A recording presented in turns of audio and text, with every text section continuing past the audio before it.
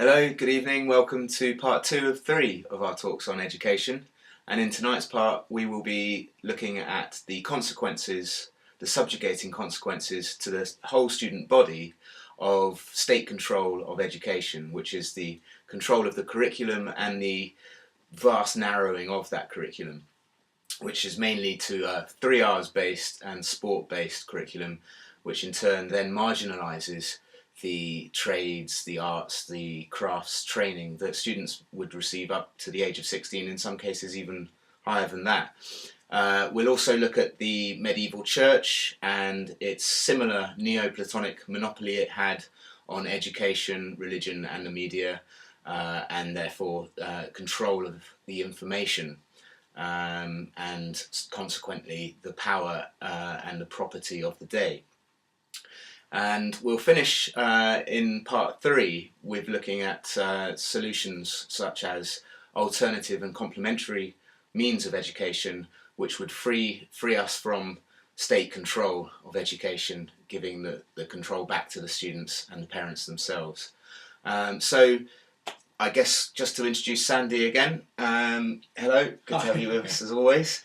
And if we could start by looking then at the main problem that we have, the students have, with the state control of their education. Yes. Yeah.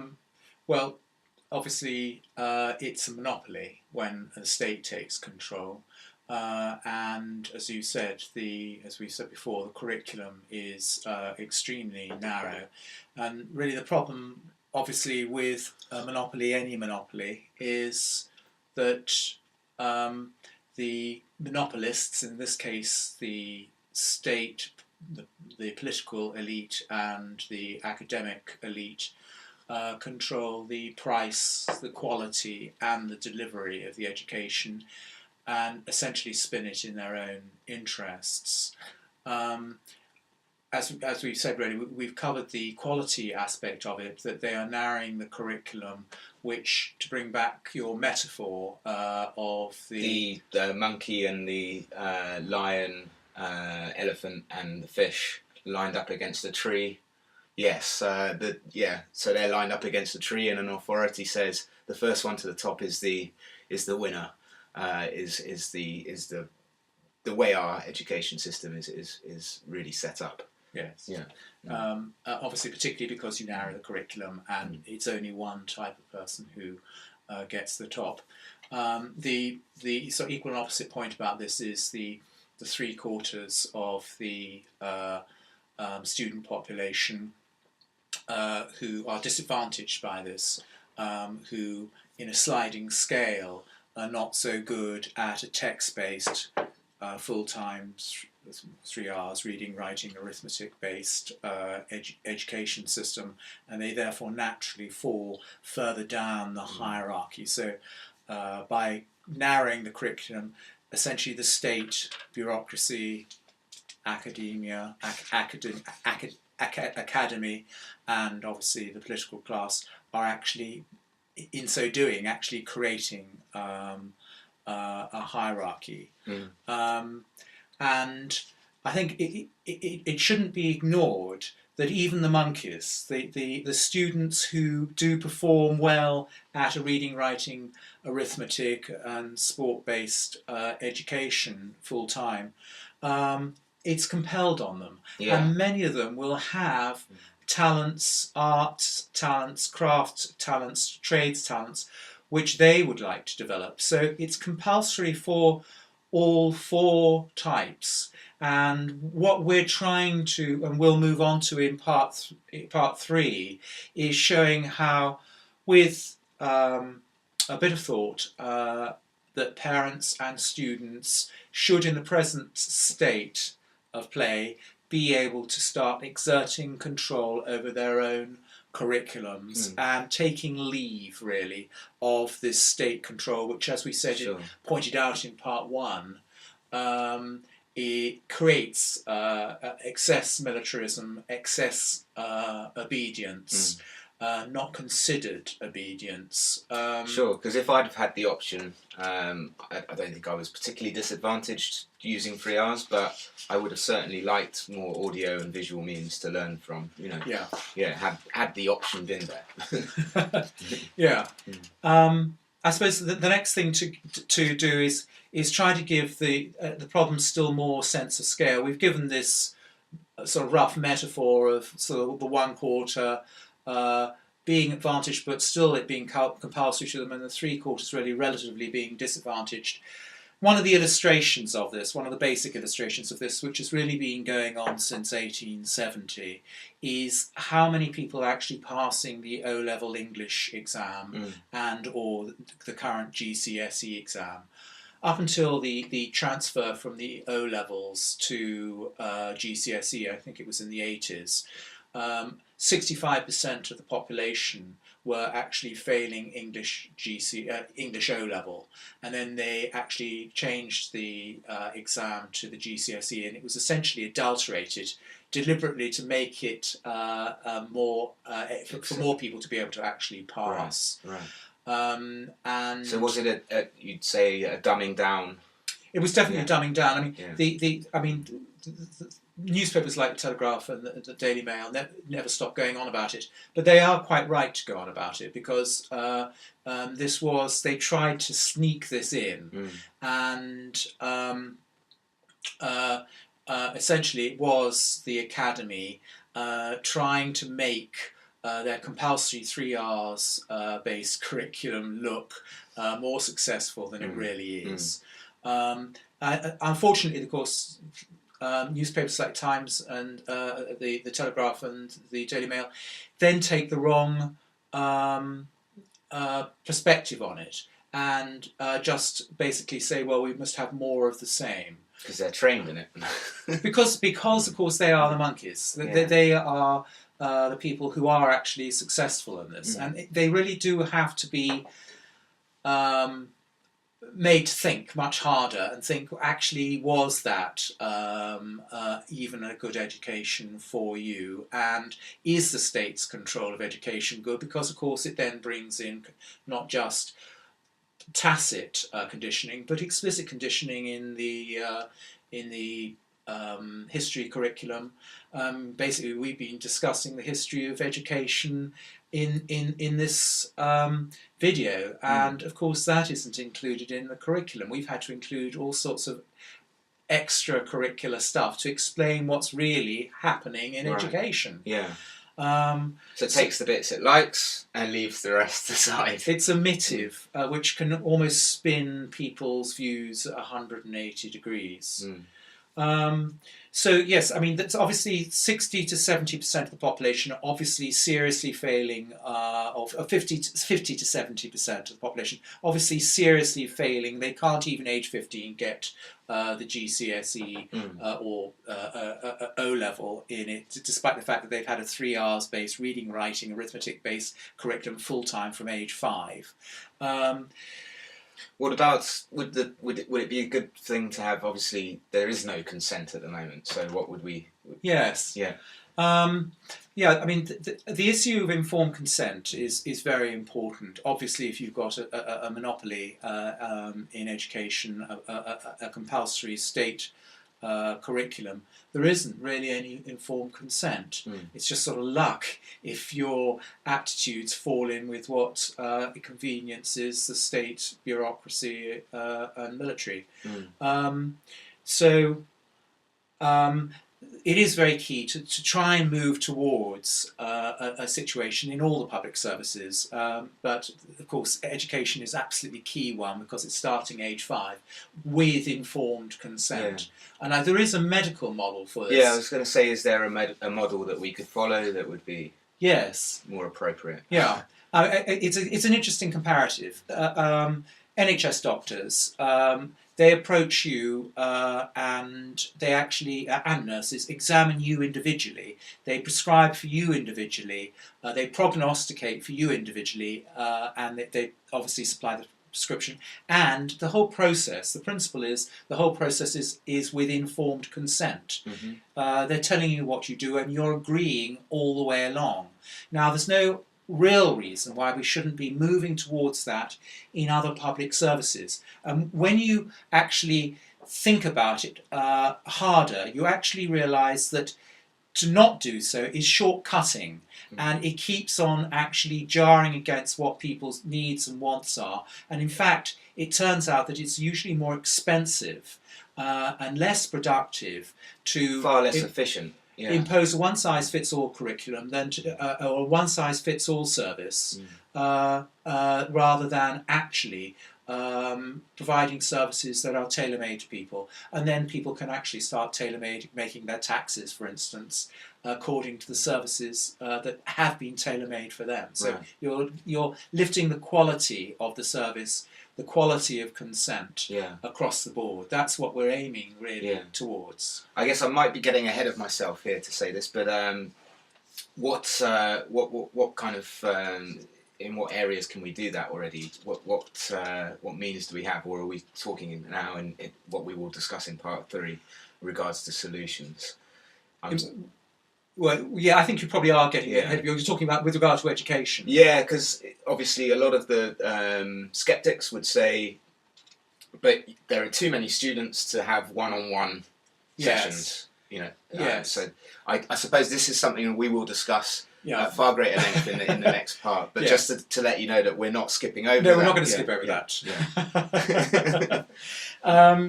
I think it's very important to underline how traumatic and debilitating the present compulsory 3 R's curriculum is full time. One of the metaphors that I use to explain this is the point that if you go back a million years, we really were communicating linguistically by word of mouth, and by listening. And reading and writing, which is sort of hand and eye coordination rather than mouth and ear, has only really been introduced to the general population in the last 150 years. And so our level of aptitude and consistent aptitude at speaking and listening is in fact far, far higher or more consistent than our ability to read and write. And to illustrate this, and it's obvious because we've been doing it for a million years rather than for 150 years, so evolution has allowed that to take place. And it's what develops first naturally. It develops first naturally. So speaking and then So you should really start on the basis of it, with education on the basis of that, and then really move out only when you are sure. The light bulb moment. when you're sure that the people are actually really confident and strong in the 3 R's, then you can start to move the whole of the curriculum into the 3 R's if they're confident. Oh, you mean you've repeated. You mean when they're strong at speaking and listening, then move on to the 3 R's. Yes. The speed that people normally speak, really across the world, is about 180 words a minute. And it's very, very consistent. It's sort of 98% of the world can speak and listen at 180 words a minute, and they can do it consistently for actually hours on end. Whereas with reading and writing, I mean, as we very well know, and in fact has been illustrated already with the GCSE results, you've got abysmal performances, consistently up to age 15, really abysmal. But then, in that top quartile, the monkeys in your metaphor, some of them are reading at not 180 words a minute or 200, but often 250, 300, 350, 400, and even 500 words a minute, and with quite high levels of comprehension. And of course, it's madness for them to be dragged back to a speaking and listening based. But they wouldn't have to be. They wouldn't have to be. Yeah. So the thing is that if you move on to a more individualistic curriculum, which we will come on to in part 3, right? The suspense. I'm sorry.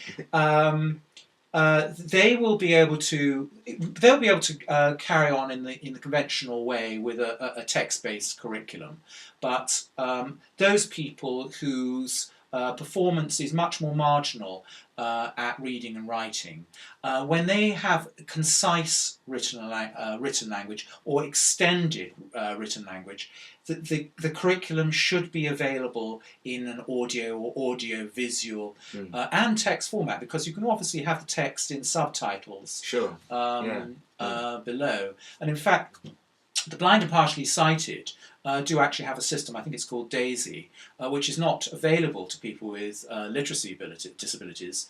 This huge number of people with literacy disabilities, where the text is up on the computer and a balloon runs along the lines. And this has been around for 15 years or so.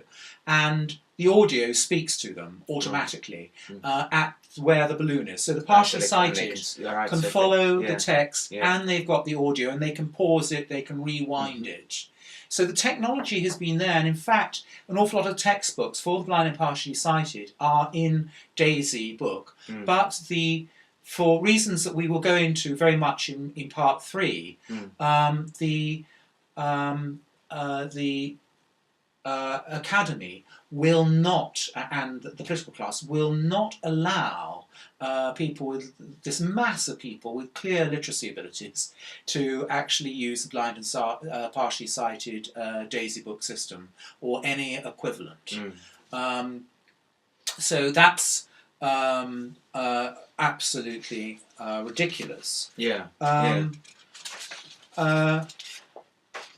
I suppose we slightly touched on the blind and the partially sighted analogy, which, and of course then there's the deaf and hard of hearing. In the case of the deaf and hard of hearing, you don't give them a oral or audio biased curriculum. You obviously would move them towards a visual, text-based, if they're stronger in that curriculum. Similarly, with blind and partially sighted, you tend to move them either obviously into Braille, which is a traditional method, or move them into a audio based curriculum, which they have actually, as we've already discussed, done. So with this huge group of people who are performing poorly at written language, it's obvious that you give them an hour a day or an hour and a half a day where you push them as hard as possible at written language. I have no objection to that at all. But when you've got this persistent, clearly evident persistent indifferent or poor performance at written language, for the rest of the day the curriculum should be readily available in text and in audio or audio visual. That's the point to make. It's not an either or, it's a both and.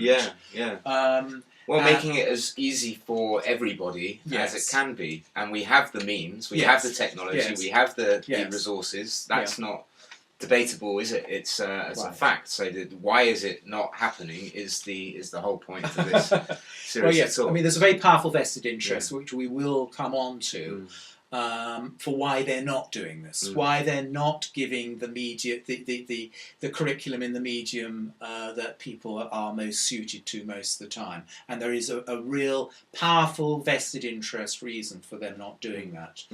I suppose I ought to discuss the vexed question of dyslexia here, which is, of course, it's complementary to the deaf and partial hearing and the blind and the partially sighted. You've basically got dyslexics, and this covers a range of people with real serious literacy disabilities, sliding up to mild and moderate reading and writing inaptitude relative to their speaking and listening skills. With regard to dyslexia, because of the powerful vested interests that we are going to come on to, they are constantly keeping the curriculum in a text-based reading, writing and arithmetic-based curriculum all the time, as much as they can. And the way they manage to do this at the moment is admitting that dyslexia exists, admitting that literacy disability exists, but being omissive about the assessments and distortive about the adjustments. So, for example, the most obvious adjustment for people with persistent, this huge quantity of people with persistent literacy disabilities, which is evidenced by the GCSE performances, the obvious thing to do is to have in your academic library every textbook in audio. So you have a talking textbook. So if you went into the primary school, you go into their academic library where they'd have their readers, and you'd be able to have it, the textbook version, but you'd also be able to have the audio version for people who have persistent reading and writing problems, so that you give them an hour and a half a day of intense reading and writing training. But there comes a point with people who have got a persistent problem, you just must not go on pushing it, because you do create absolute and utter revulsion in them, and they basically become very, very negative or apathetic. A lot like learning a language. If you've only got the words written in front of you, you've never heard them before, you're never going to be able to pronounce them, you're never going to be able to understand just having heard, someone's, having listened to someone speaking it. You need the kind of full array of speaking, listening, writing and reading in order to learn. So you were saying, have the audio in libraries. With if you're learning language in school, they do, they concentrate quite a lot on the speaking and the listening. So it's funny that actually, knowing that works, they don't do it, obviously because of these interests. But yes. Yeah. If you do go into any form of academic library in this country today, and you pick up an academic book, as I say, either at the primary or secondary school level, or at sixth form college level, or tertiary level, or higher education level, you pick up the textbook there and you say, have you got this on audio? They look at you as if you're absolutely mad, which is mad. That is lunacy. It's absolute lunacy. Yeah.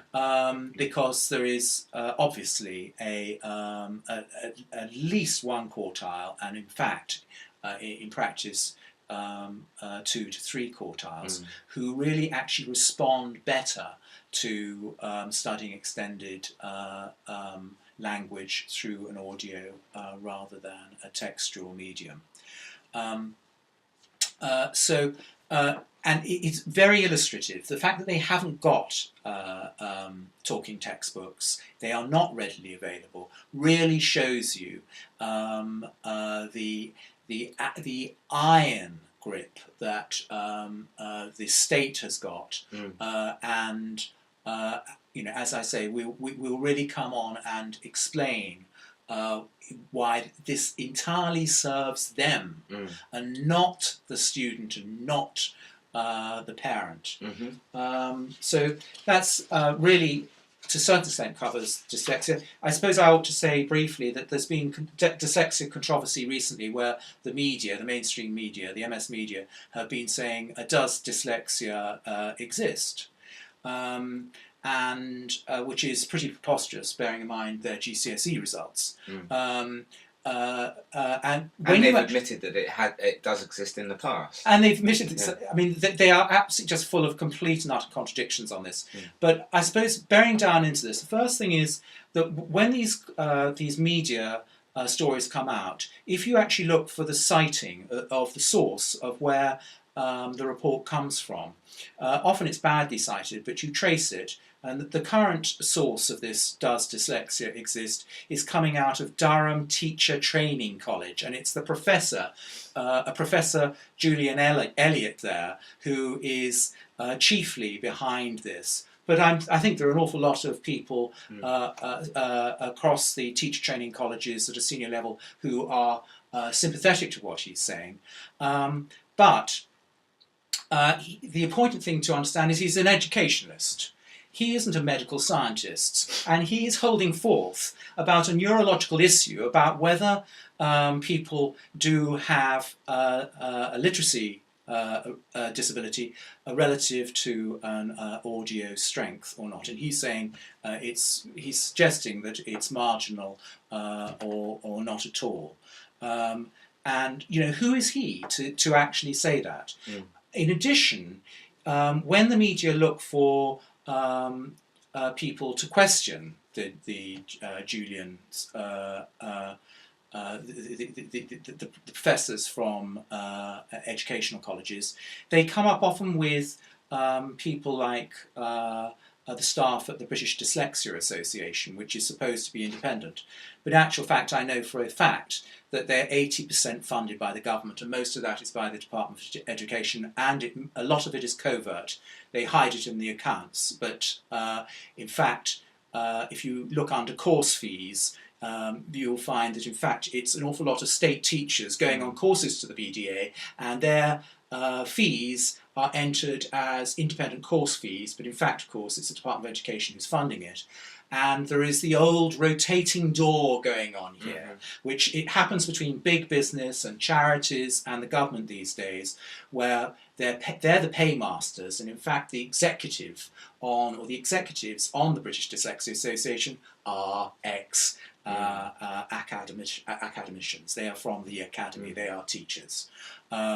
And possibly it's psychologists. You could compare it to when the media wants to make a statement regarding the environment. They always go with the scientists who sympathise with their view. Yes. And really don't even allow for any other opinion. Well, the bizarre thing about this neurological issue is that they don't have any scientists at all.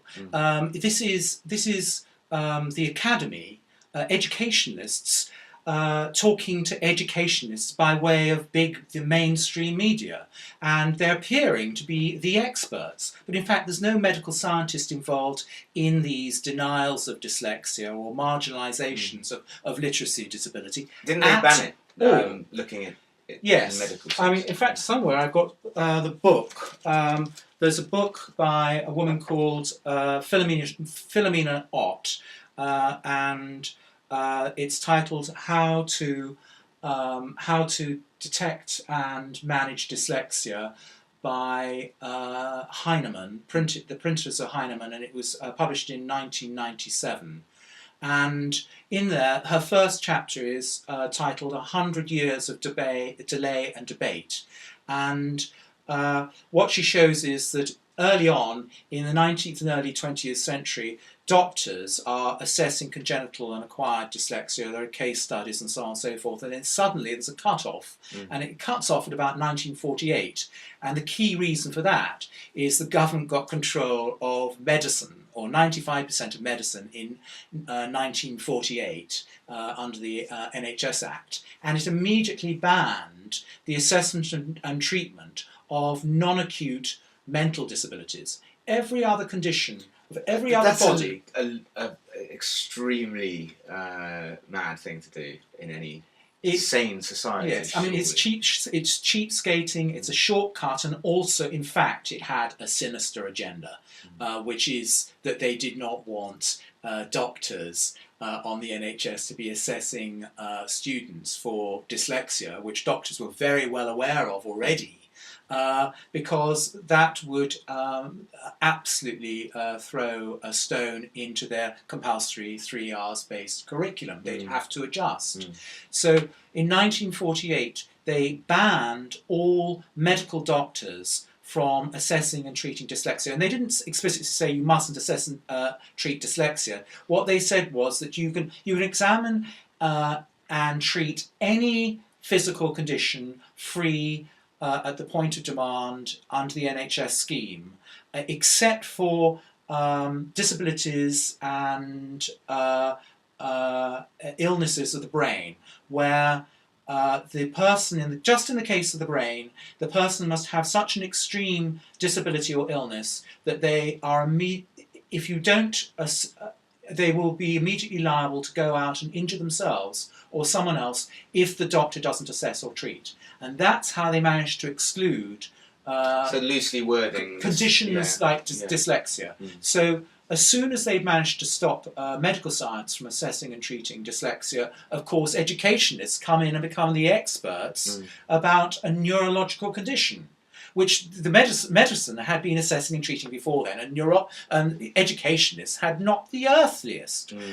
Then the government got even more sneaky, and in 1981, and this is all in Philomena Ott's book, so I am providing citations, it compelled the BMA, or it put pressure on the BMA to ban even private doctors from assessing and treating dyslexia. So the whole of medical science in the UK has been banned by way of the government from assessing and treating It's utter lunacy to ban science, isn't it, really? Yes, well, that's exactly what they've done. They have really driven straight back into the medieval period, and they are so gleeful about it. It's not just in education, this is in so many other areas of our lives. I'm shortly off to Colombia to experience ayahuasca, and that medical research into that has been banned, or scientific research I should say has been banned into that in this country and in America and a lot of the Western world, as it has with magic mushrooms and things, even though a lot of these things, there are lots of people claiming the massive benefits for people with certain mental disorders, certain addictions, and other problems, something like a lot of the time people who are depressed have been positively transformed by some of these substances. Yet all we ever hear about is the madman jumping off the roof, who's taken LSD or something. But to ban scientific research into anything is beyond crazy, if you ask me, anyway. But we should crack on. I think we could talk on that for a long time. You obviously know a lot about it, but we should get to the next point, really, which I suppose would be some kind of historical context, and we were going to talk about the medieval church. We were, and what they were doing then. Yeah. I think it's useful to actually go back in history and show that this sort of thing has happened before. In the medieval period, we had a one-size-fits-all church in Western Europe, and that, of course, was state-sponsored. It was an established church, and it acted in the classic Neoplatonic mould that we introduced in Part 1 and explained in Part 1. Where it controlled the religion, it controlled the education, and it controlled the media. And once you control those major sources of information, you can spin everything so that people aren't aware of how much you're also actually controlling the power and the property. And of course, it was well illustrated in the medieval church in Western Europe. And there are another similar parallel, which is that once they gained control, they kept the medium, they kept the education in a narrow medium and therefore an esoteric medium, like the 3 R's. But in this case, they kept it in Latin, in the 3 R's and in Latin. And this was particularly disadvantageous to the people of Northern Europe, whose languages weren't based in Latin.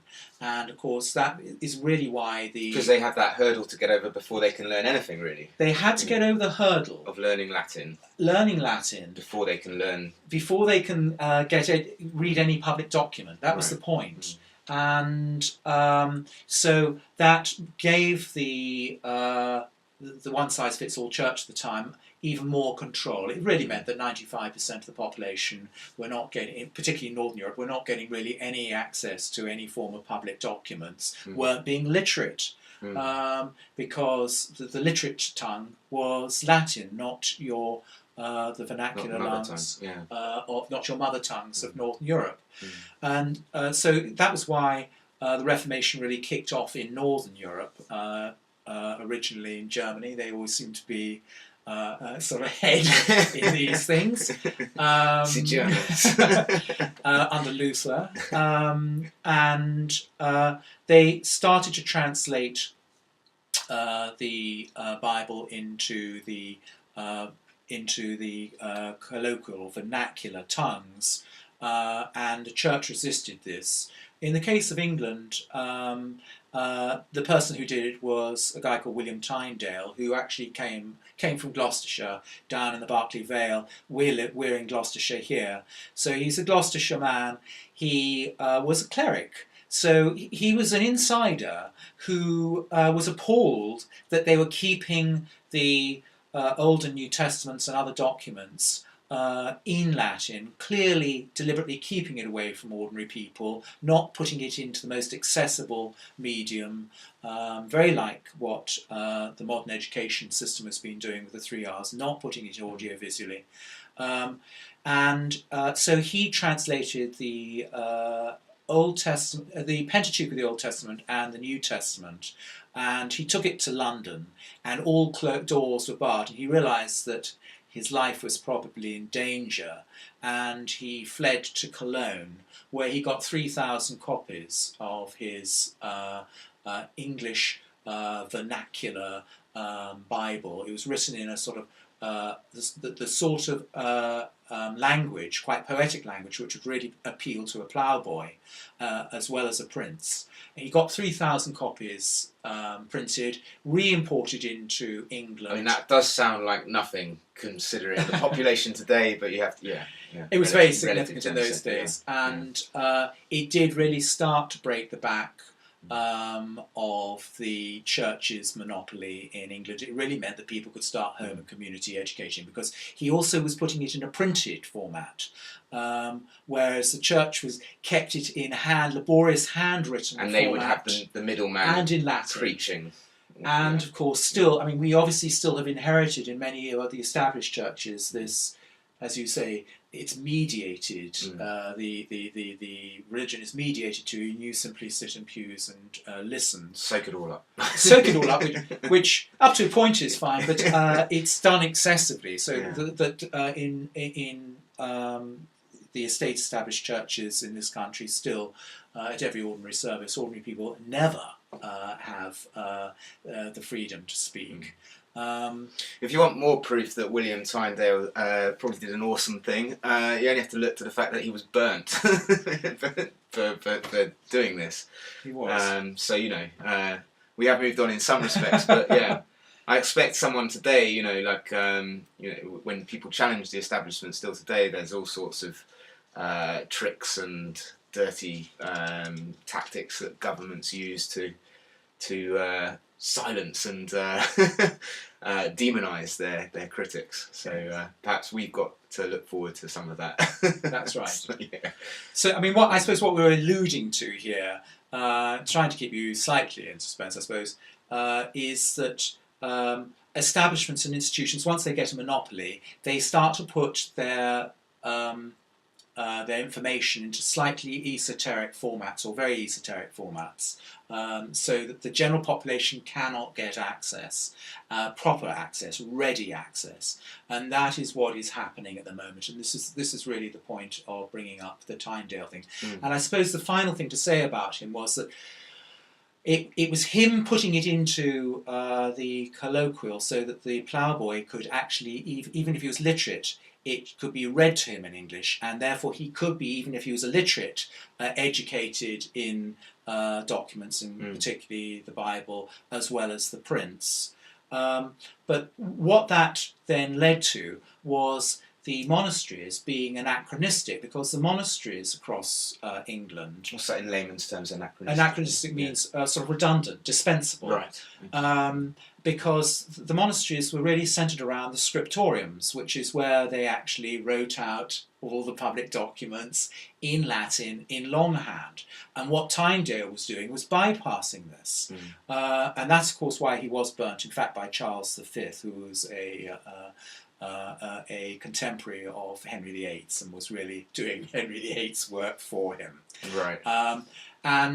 It was Tyndale who really enabled Henry VIII to then do a land grab on the monasteries, which is certainly not what we want to see with our education systems, our education institutions today. But it enabled Henry to dissolve the monasteries. They had become redundant because people could home and community educate, because Tyndale and others like him had broken the monopoly on information by getting documents publicly printed and written in the vernacular and indeed colloquial language of ordinary people. And this is the thing, isn't it? The information really is power, folks. And it's the sort of precursor to power, isn't it? Yeah. You can't grab the power or the money unless you've got the right information. So there's a logical order to it. We've got to get people informed. Yeah. And then we can start actually evening up the power and the property. Yeah. But we've got to do it obviously in a considered manner.